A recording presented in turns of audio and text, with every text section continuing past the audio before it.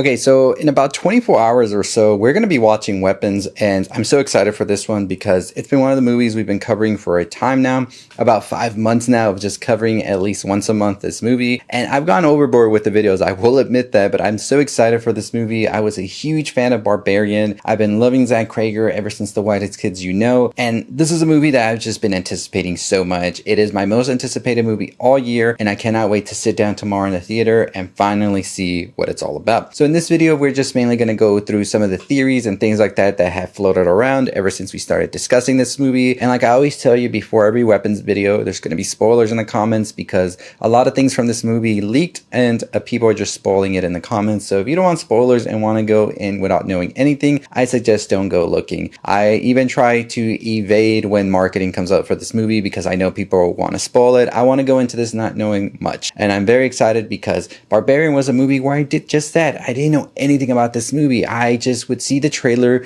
with Bill Skarsgård and I would just be like, he's the villain. And I would be like, oh, I was so wrong about Barbarian. So let me tell you, Weapons is the latest film from Zach Cregger. In this movie, you have Julia Garner, you have Josh Brolin, Benedict Wong, Alden Ehrenreich, Austin Abrams starring in this epic story that is being described as Magnolia. And I've seen Pulp Fiction be thrown into the mix. It's basically a horror movie that is told in an epic way because you get, I believe, 4 perspectives of what exactly happened to this town. Because at 2:17 a.m., a group of kids from one classroom went out of their house and started running into God knows where. And this is what the movie is about. What happened to these kids? Why did they run? And who made them run? Julia Garner here plays Justine, who is the teacher where this classroom happened. And she is being scrutinized left and right by this town because they said that she has something to do with it. And how would she not know what's going on? Now, we've discussed things from the trailers such as the weird looking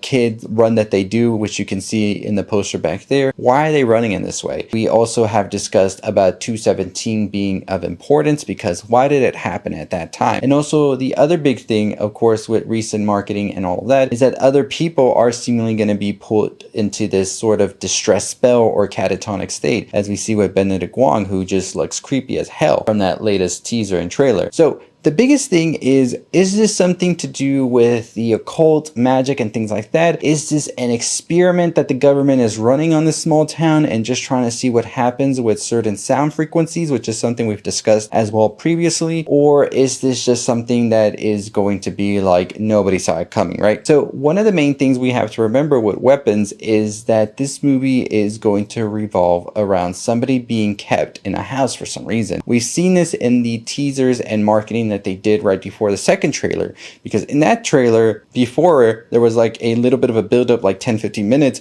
where we saw 2 people in a catatonic state being fed soup.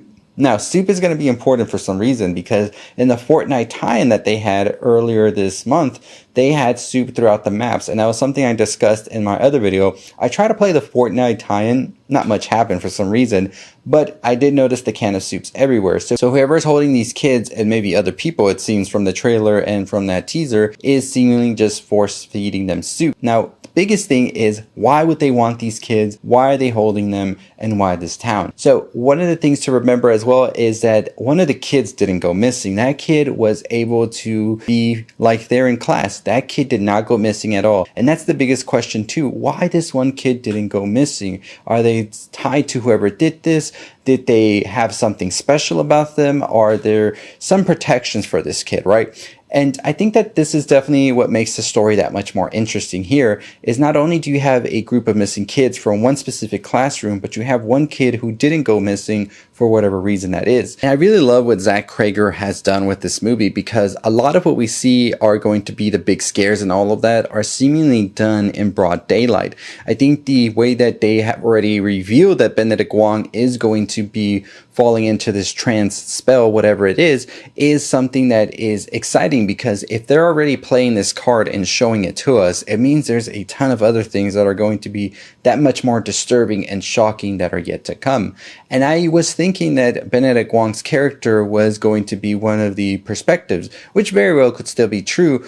So, of course, we're following the story of Julia Garner's Justine. We're also following Josh Brolin, who's playing Archer, the father. So you get the perspective of the teacher coming to find out that her whole classroom, except for one, is missing. The town's against her. What is she going to do? You have Archer, who is the father, who is pissed at Justine, who thinks she's responsible for what happened and is going to do whatever it takes to find their child, Matthew. I think the other perspective is going to be the police officer of Alden Ehrenreich, who apparently has a past with Justine. And then we have Austin Abrams, who's playing a burglar. And we've already talked about him a bit because he got a little bit of a trailer that was centered around him about apparently he's going to find the kids and he knows what happened to the kids, but he just wants that $50,000 reward. So I think he's going to be a very important, crucial aspect of maybe things go bad because he doesn't really feel the need to help these kids if there's no money. Some of the theories I have floated around include it being a government psyops, a government experiment. Is there a witch involved here? Is there something in the town's water or something like that? Is it really Justine who's doing this? We see that she does have on her car etched witch, so people are presuming that she is a witch of sorts. Is there something supernatural here, or is it something that's going to be easier explained? That's the big question here throughout. Let me know which one of those theories you believed or thought about or seen in the comments down below. But like I said, be warned because there's going to be spoilers in the comments for sure. I already know it, so be careful with that, y'all. But I'm very excited for this movie. It is one of those movies that has gotten me super pumped, and I'm so ready to talk about it once we know and get into spoilers and things like that throughout the week. So stay tuned for that. I will release my reaction first, and I'll release my review, and then I'll also talk about spoilers right off the bat because I am so pumped for this. But I will give you a spoiler warning. Don't worry in those videos. So I won't spoil things if you haven't watched the movie. Do not worry about that. I do not do that. But very excited for Weapons. Cannot wait to check it out. So let me know what you think about Weapons. What do you think is going on in this movie? What are you excited for it? Did you like Barbarian? Did you enjoy the twists and turns that Barbarian took us on? Or are you not really that fond of Zach Cregger and his work? It's okay. It's okay. Let me know in the comments down below. But as always, that's going to do it for me. We're on the road to 50,000 subscribers. Check out our website as well for more things on all things you love. www.culturelixir.com. And I'll see all of you next time. Our Instagram, our TikTok, all those places. We upload some other different things throughout. But I'll see you on the flip side after Weapons, if you're following me just for Weapons content. But we do have reviews from Fantasia Fest as well as talking about some of the news that dropped today. So check those videos out when you can. As always, stay safe, stay positive.